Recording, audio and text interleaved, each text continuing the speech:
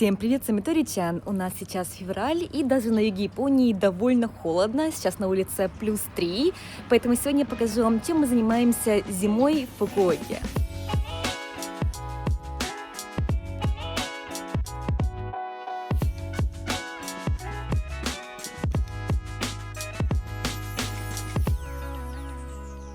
+3 днем и +0 ночью. Это, конечно, не заморозки, но даже с такой температурой у нас иногда идет снег. И некоторых людей это удивляет, потому что они думают, что поскольку у нас пальмы растут, у нас нет снега и тепло весь год. Но нет, несмотря на то, что это юг Японии, это не тропики, это не острова Окинава, поэтому у нас бывает довольно холодно для юга, и даже иногда идет снег. Недавно был довольно сильный снегопад, и очень красиво. В этом году зима на юге Японии была очень короткая, потому что до начала января Фукуока выглядела как-то так. Красота! Эти деревья называются ичо или гиннан на японском языке. И они очень красивые, но пахнут плоды, которые падают на землю, пахнут как туалет общественный. Не в Японии. В Японии даже туалеты лучше пахнут. Но очень красиво.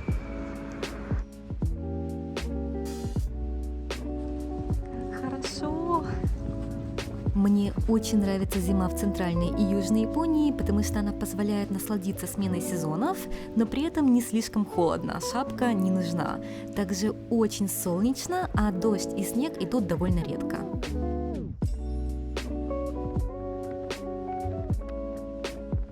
Кому-то может показаться, что у нас слишком осенняя погода зимой, но эти кадры я снимала в январе. В этот день было примерно +10. Вот в таком месте между гор находится маленькое булочное кафе. Наше одно из любимых мест здесь, в Фукуоке.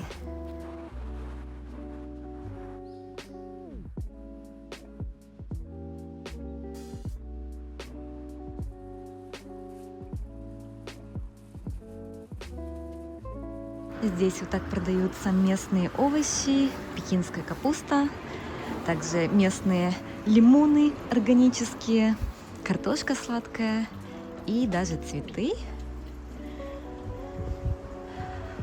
Само это место находится посредине леса. Вокруг сплошной лес.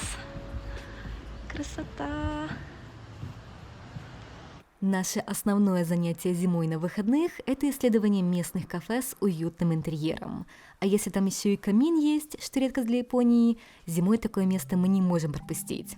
В этот день мы едем в милую булочную в горах Фукуоки, словно из аниме Хаяо Миядзаки.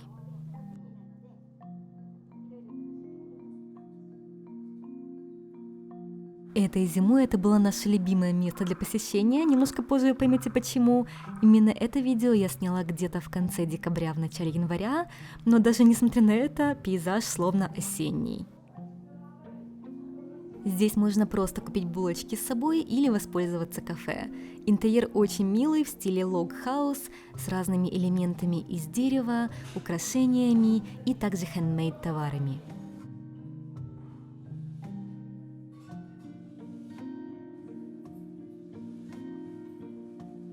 Эту маленькую булочную держат местные фермеры, и она работает только на выходных.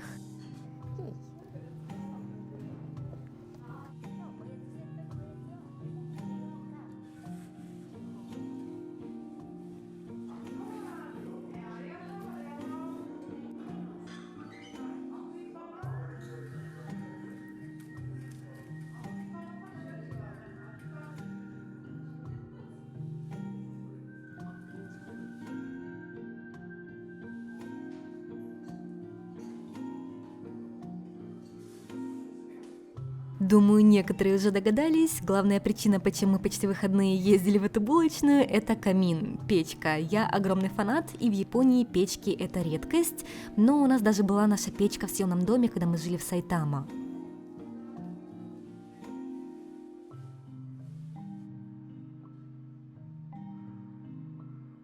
Эту уютную атмосферу прекрасно дополняет ароматное кофе, вкусный десерт и запах свежеиспеченной выпечки, от которой мы не смогли отказаться. Мы купили у бабушек вот такой вот хлеб, он все еще теплый, только выпеченный. И раз теперь у нас дома есть идеальный хлеб, сегодня я решила приготовить на завтрак блюдо, которое давно хотела сделать. И котикам явно нравится запах бекона. Голодный? Хару!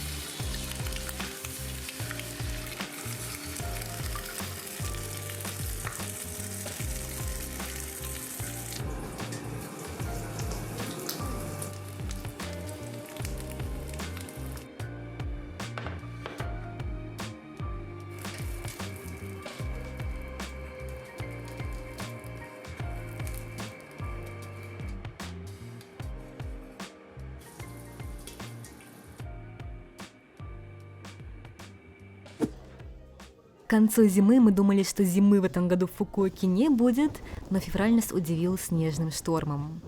Зимой в Фукуоку на зимовку прилетает много разных птиц из северных регионов, включая уточек. Думаю, они немного в шоке, что происходит, и хотят вернуть билеты назад. Извиняюсь за свой рабочий вид и звуки стиральной машинки на фоне, просто хотела показать вам, насколько у нас холодно в доме зимой в Японии. Видите, нас на свете пар изо рта внутри дома. В нашем старом японском доме, где мы сейчас живем, реально неважно зимой, мы закрываем окна, не закрываем. Если мы хоть на секунду выключаем кондиционер, становится очень холодно и идет пар изо рта. К сожалению, у нас нет камина или центрального отопления, поэтому мы отапливаемся кондиционером, но, к счастью, такой холодный период длится максимум месяц.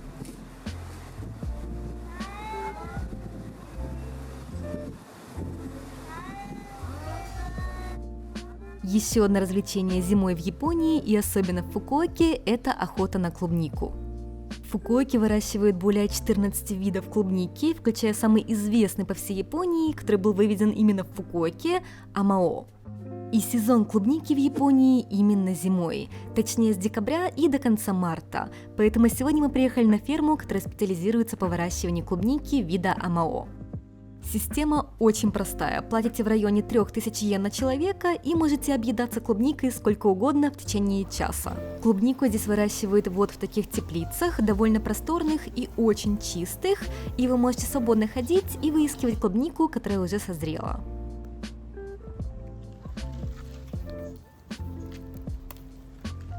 Думаю, у некоторых возник вопрос, почему в Японии именно зимой выращивают клубнику, а не летом. Летом ее практически не продают. Дело в том, что зимой проще выращивать клубнику в теплицах, чем делать это в нашу адскую жару. И летом будет намного дороже охлаждать помещение, чем нагревать его зимой. И также транспортировать зимой также проще, чем летом. Главная особенность сорта Амао – это ее размер. Она огромная, ароматная, очень сладкая и при этом водянистая, поэтому ей можно очень быстро наесться. Мы наелись за 20 минут, и поэтому решили последние 40 минут набрать клубнику с собой за отдельную плату. По сравнению с овощами, рыбой или мясом, фрукты и ягоды в Японии очень дорогие, поэтому на таких фермах клубника не только свежая, но и даже дешевле, чем в магазине. Ну, моя 1900, ваша 2800, это очень даже. Несмотря на то, что это юг Японии, у нас зимой не так уж и много растений и цветов цветет, поэтому в парке особо не погуляешь, но есть много разных классных маркетов и ярмарок. И на улице не так уж и холодно, что невыносимо гулять, поэтому сегодня мы пойдем на блошиный рынок, который устраивает у нас в центре города.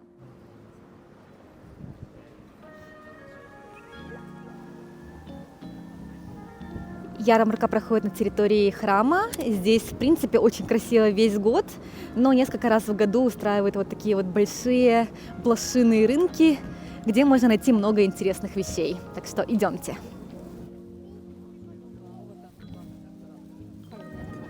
Для любителей посуды это просто рай.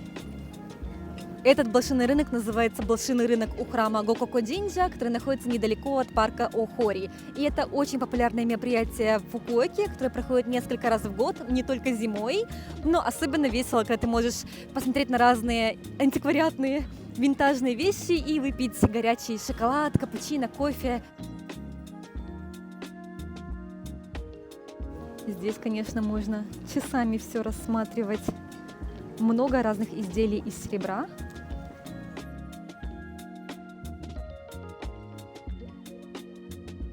На таких блошиных рынках, безусловно, можно откопать сокровища, но мне особенно нравится находить разные непонятные, стрёмные вещи, которые здесь продают.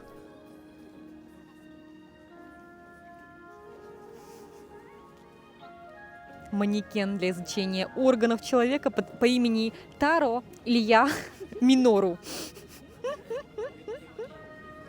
Это для тех, кто смотрел как раз Дан, или как это, аниме новое. Подборка разных ключей от чьих-то квартир. Очень много разной бижутерии, украшений. Не факт, что это винтаж, но сделано очень красиво под винтаж.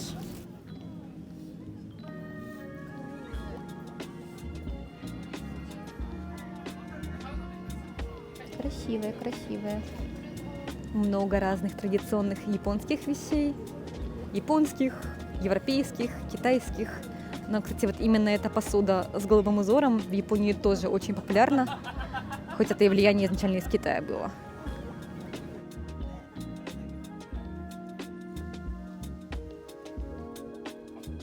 Иногда я радуюсь, что мы живем в съемном доме, потому что если бы у нас был наш дом, я бы уже скупила все на этом рынке.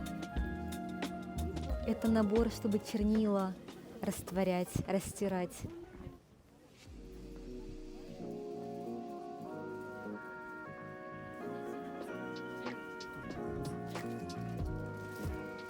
Винтажные дверные ручки. Когда в последний раз вы видели такие ручки где-то, кроме как в доме у бабушки, которыми очень неудобно открывать дом, комнату, но смотрится стильно. Это, конечно, не винтаж, но здесь вот такие милые бонсай растения продаются, миниатюрные. Бонсай – это не какой-то определенный вид растения, это любое дерево, которое выращено как миниатюра. Здравствуйте, я тот самый человек, который постоянно губит растения и покупает новые.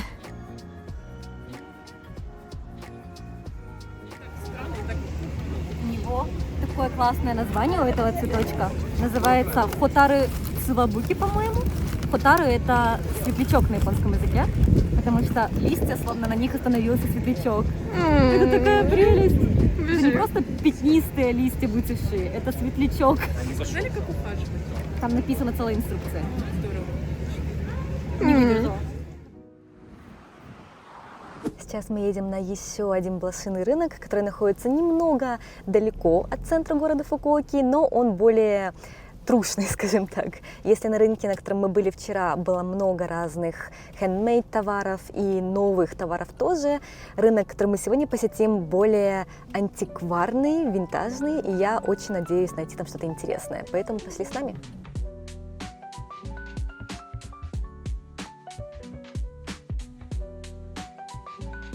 Сейчас мы приехали в храм Хакузаки, и здесь тоже вот такой огромный блошиный рынок. По-моему, он даже больше, чем тот, где мы вчера были. И людей здесь тоже довольно много. С собачками тоже. Вон там вдали находится храм, а здесь много вот таких вот прилавков. Это похоже немножко на Староконку в Одессе. Не так модно, как вчера.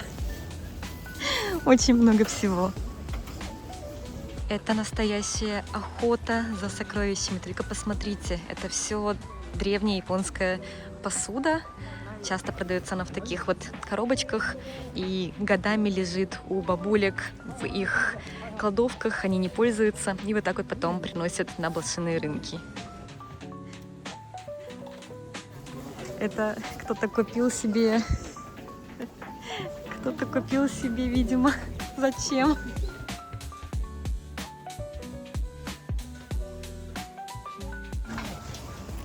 Огромный рынок. Мы еще даже не дошли до самого храма, Все так и продолжается. Но атмосфера здесь совершенно не такая, как вчера. Менее инстаграмная и более такая трушная. Много бабушек, дедушек, кто продает. И снимать видео немножко стрёмно, потому что не так смотрят недружелюбно. Не так, конечно, как вчера, где все было сделано для красивых фотографий. Но именно за покупками сюда приезжать, мне кажется, очень классно.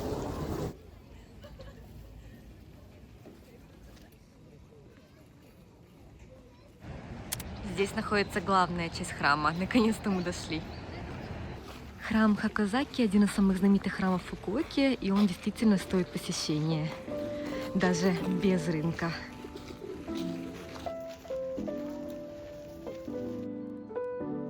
И только мы успели прочувствовать настоящую зиму, наступил Сэцубун – японский праздник, который отмечается в начале февраля и символизирует переход от зимы к весне по лунному календарю.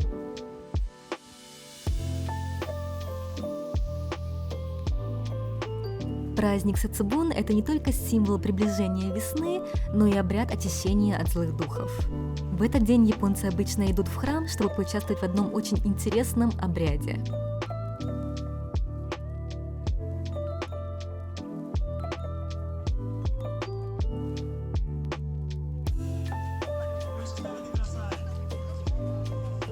Один из главных ритуалов этого праздника – это очищение пространства, дома и так далее киданием бобов. И вот тут собрались разные важные дядечки и тетечки. Это CEO компаний, управляющие банками, даже мэр пришел, и они кидают бобы в пакетиках обычным гражданам Фукуоки, которые должны их словить, и это обозначает удачу в новом году. Нужно обязательно кричать «Они ва сото», «Демоны прочь» и «Фуку ва учи», «Удача в дом», но демоны оказались не такие уж и страшные. На ужин сегодня будем готовить традиционное блюдо для праздника Сэцубун – эхоумаки. Это такие толстые роллы с разной начинкой, но в основном это морепродукты, как рыба, лосось, тунец и так далее. И котики, видно, уже проголодались, да, пахнет рыбкой. Няу, пахнет рыбкой. Скажи и мне тоже. Для начинки будем сегодня использовать свежий лосось, тунец, крабовые палочки. В Японии они вот такие, очень похожи реально на крабовые палочки, но они сделаны из рыбного мяса, а также листья шисо, пряный базилик. На вкус японские крабовые палочки очень похожи на обычные крабовые палочки, поэтому можно их заменить на то, что у вас имеется в магазине. Для приготовления эхоумаки нужно нарезать все ингредиенты, как тунец, лосось, огурец, омлет и так далее, на тонкие полоски. Гладкой стороной вниз. Берем водоросли нори и распределяем сверху рис, перемешанный с рисовым уксусом, сахаром и солью, как для суши. Оставляем дальний край нори свободным на 1 см и выкладываем сверху начинку. И дальше, используя бамбуковый коврик, заворачиваем наши эхоумаки, как обычные роллы, просто они получаются очень толстые.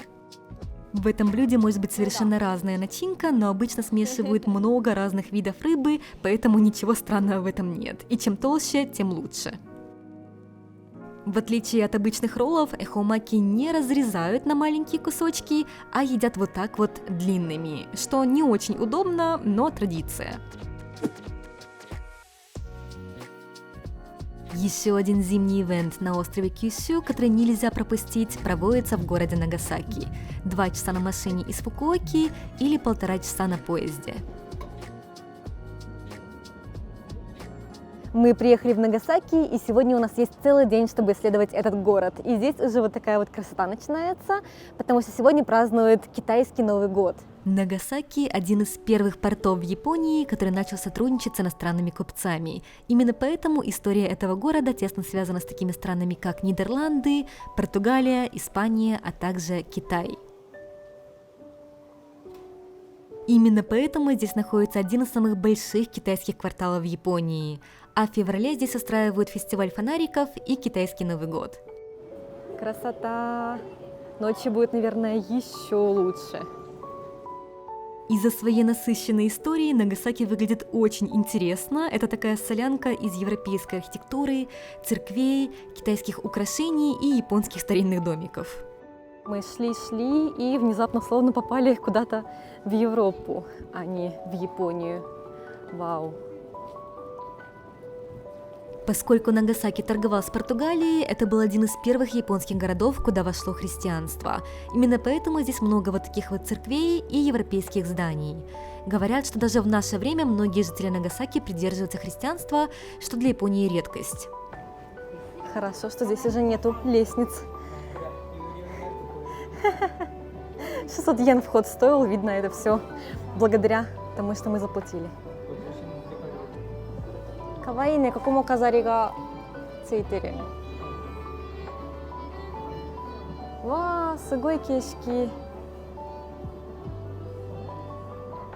Это самое старое деревянное здание в Японии в европейском стиле, которое построено.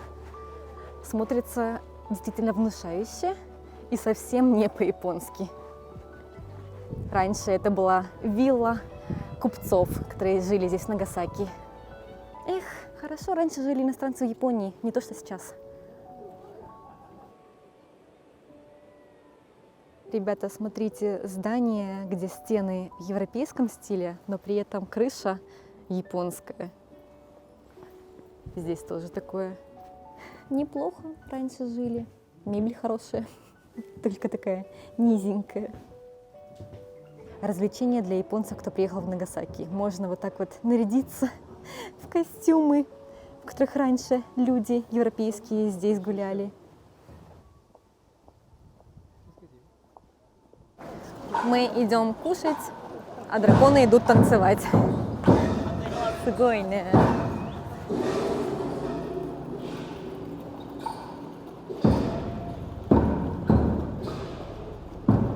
Что происходит? Что происходит? Сугойна.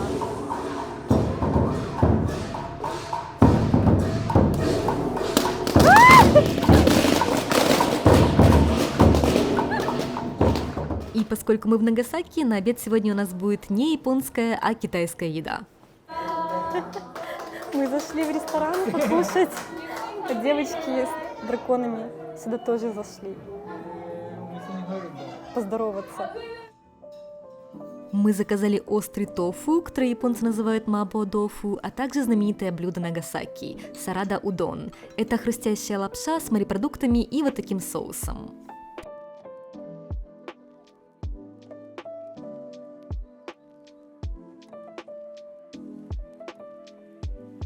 Тут даже есть вот такие вот фонарики, которые будут вечером светиться с персонажами из аниме Ксырия. Аптекари. Какая прелесть.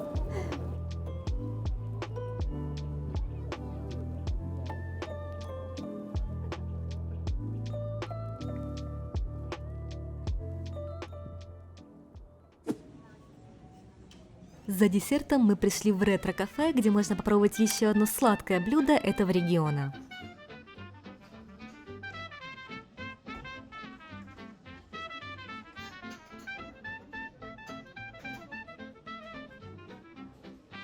Говорят, что это сладкое блюдо родом из Нагасаки и называется миркусейки, от слова милкшейк, но оно совершенно не как обычный американский милкшейк, а делается из взбитого яйца с сахаром, льдом и сиропом, больше похоже на холодный гоголь-моголь.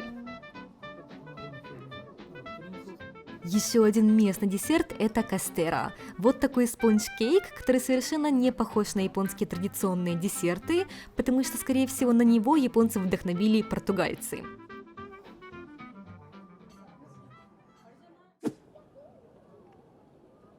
Многие японцы, и в особенности парочки, приезжают на фестиваль фонариков ближе к вечеру и останавливаются в отеле. Но я довольна, что мы решили приехать днем и погулять по городу еще при дневном освещении. И также мы застали великолепный закат.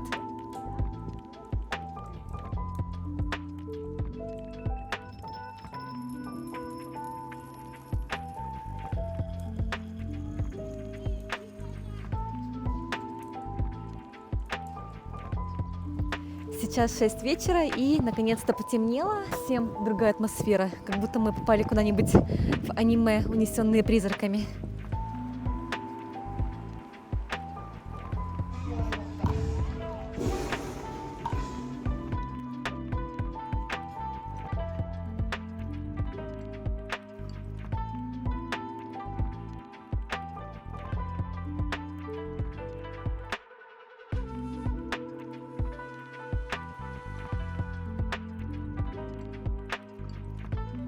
Китайский Новый год и японский Новый год по лунному календарю, он же Сэцубун, очень отличаются. Китайский явно шумнее и веселее в каком-то плане.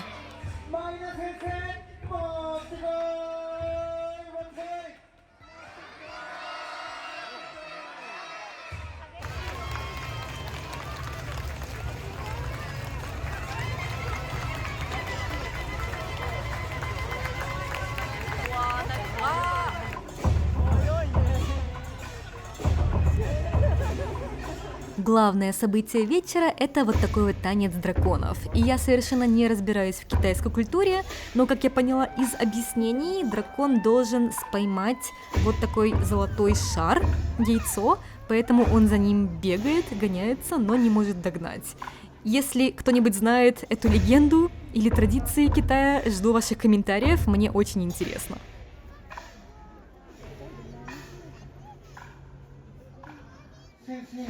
僕らの声は届いてますか